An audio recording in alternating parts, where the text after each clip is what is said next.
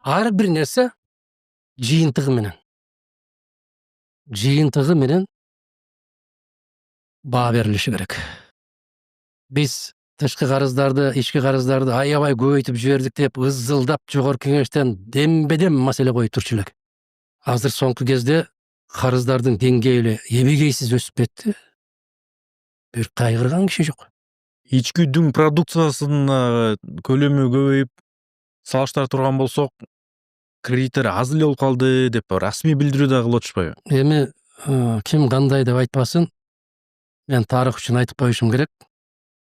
Монол карыздардын баарынын түбү жакшылыкка алып келбейт. Алмайдын бермейи бар дейт. Жемейдин кусмайы бар дейт.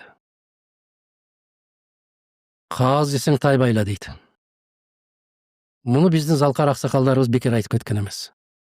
Ар бир нерсенин сурагы келет.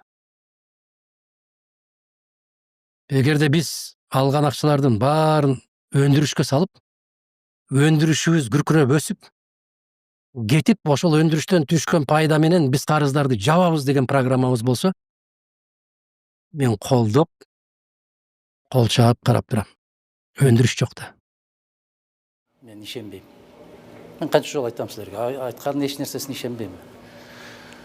Керемет да, керемет.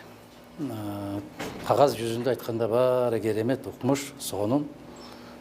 Тышкы карыз эмес, биздин Кыргызстанда азыр ички карыз көтөрүлүп атат. Ички карыз карап көрсөңүздөр, салыштырып көргүлө. Өткөн жылкы ушул мезгилге карагыла, бүгүнкү 22-жылдын ушул мезгилине карагыла канча пайызга өстү? Канча миллиард сомго өстү? Бул ички карыз. Тейлөө күндөн күнгө төмөндөп баратат. Анан айтса эле биз келгенде моунча миллиард жыйналчу эле, азыр ушунча миллиард жыйналып атат. Мунун баары тек гана сан. Туура. Булар келгенде бензиндин күйүүчү майдын баасы 38 сом, 40 сом болсо, азыр 70 сом.